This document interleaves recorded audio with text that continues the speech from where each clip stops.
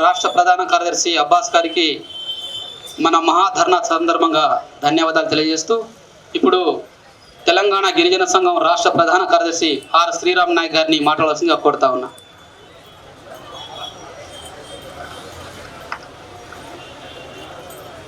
అధ్యక్ష వర్గం, మహాసభకు మహాధర్నాకు హాజరైనటువంటి వివిధ జిల్లాల నుంచి హాజరైనటువంటి అన్ని వర్గాల ప్రజలు, కార్మికులు, దళితులు, గిరిజనులు, బలహీన వర్గాలు, మైనారిటీలు, మీ అందరికీ తెలంగాణ గిరిజన సంఘం తరఫున ధన్యవాదాలు తెలియజేస్తా ఉన్నా. వేదిక మీద నాకంటే మాట్లాడిన పెద్దలు చాలా విషయాలు మాట్లాడారు. నేను గిరిజనులకు సంబంధించిన మాత్రమే మాట్లాడి నేను 1-2 విషయాలు మాట్లాడి ముగిస్తా. ఈ దేశంలో 15 కోట్ల మందికి పైగా గిరిజనులు, ఆదివాసీలు ఈరోజు నివసిస్తా ఉన్నారు. ఈ 15 కోట్ల మందికి పైగా ఉన్నటువంటి గిరిజనులు, గిరిజన ఆవాసాలు, గిరిజనుల తండాలు, గూడాలు పరిస్థితి చాలా దయనీయంగా ఉన్న పరిస్థితి చూస్తా ఉన్నారు. దేశంలో ఉన్నటువంటి గిరిజనులు అక్కడ స్థానికంగా ఉపాధి లేక సుదూర ప్రాంతాలకి, రాష్ట్రాలకి వలసలు వెళ్లి బతకాల్సిన దుస్థితి ఏర్పడతా ఉంది. రోజు రోజుకి గిరిజన తెగలు అంతరించే దశకి చేరుతా ఉన్నాయి.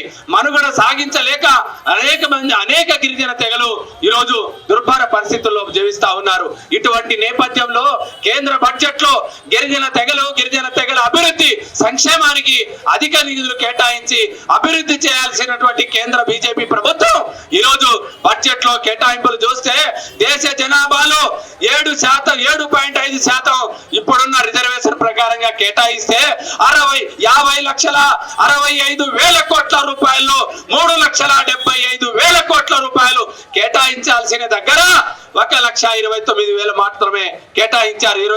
29,000 కోట్లు మాత్రమే కేటాయించారు. అంటే ఈ దేశంలో ఉన్నటువంటి గిరిజనులు, సమాజంలో అట్టడుగున ఉన్న వెనుకబాటు గురవుతున్నటువంటి గిరిజనుల పరిస్థితిని ఈరోజు కేంద్ర ప్రభుత్వం దుర్మార్గంగా ఆలోచిస్తా ఉన్నదని తెలియజేస్తా ఉన్నారు. తెలంగాణలో నరేంద్ర మోడీ పార్లమెంట్ ఎన్నికల సందర్భంగా ఇక్కడ తెలంగాణలో బహిరంగ సభ పెట్టారు.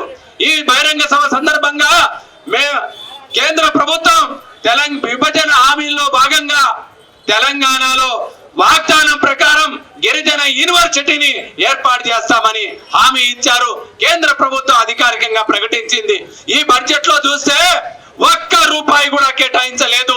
ఇంత దుర్మార్గంగా ఎన్నికల ముందు ఓట్ల కోసం, గిరిజనుల ఓట్ల కోసం హామీ ఇచ్చి, ప్రకటన ఇచ్చి ఓట్లు వేయించుకున్న తర్వాత ₹1 కూడా గిరిజన యూనివర్సిటీ కేటాయింపులు చేయలేదు.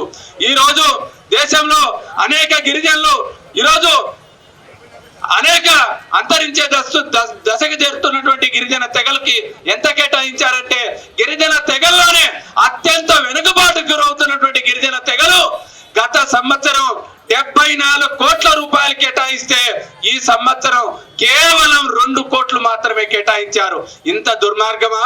గిరిజనులంటే, గిరిజన తెగలంటే, ఆదివాసీలంటే, ఆదివాసీ ప్రాంతాలంటే ఈరోజు కేంద్ర బీజేపీ ప్రభుత్వానికి పట్టదు. మణిపూర్ లాంటి సంఘటన చూస్తా ఉన్నాం.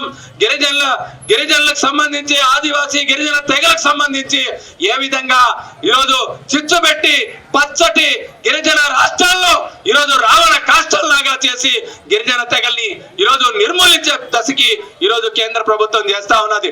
తెగల మధ్య ఘర్షణ పెడతా ఉంది. తెగల మధ్య ఘర్షణ పెట్టి ఓట్లు దండుకోవాలని చూస్తా ఉన్నది.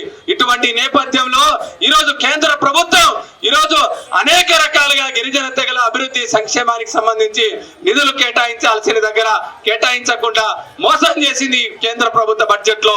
ఈ నేపథ్యంలోనే ఈరోజు గిరిజన తెలంగాణ రాష్ట్రంలో కాంగ్రెస్ ప్రభుత్వం అధికారంలోకి వచ్చింది. కాంగ్రెస్ ప్రభుత్వం అధికారంలోకి రాకముందు గిరిజనులకు సంబంధించి అనేక వాగ్దానాలు చేసింది. మేము అధికారంలోకి వస్తే ప్రతి గిరిజన కుటుంబానికి 12 లక్షల రూపాయలు మేము ఆ రుణం పథకాన్ని అమలు చేస్తామని చెప్పింది. దాని ఊసే లేదు. సమ్మక్క సారక్క పేరుతో ఒక పథకాన్ని పెట్టి ప్రతి గిరిజన గూడానికి, ప్రతి గిరిజన తాండాకి ప్రత్యేకంగా 25 లక్షల రూపాయలు గ్రామ పంచాయతీలకు ఇస్తామని హామీ ఇచ్చింది. ఇంతవరకు ఊసే లేదు. అదే విధంగా ఈరోజు గిరిజనులకు సంబంధించి ఉండడానికి ఇళ్ళు లేవు, ఈరోజు ఉపాధి లేదు. ఇటువంటి నేపథ్యంలో కాంగ్రెస్ ప్రభుత్వం గిరిజన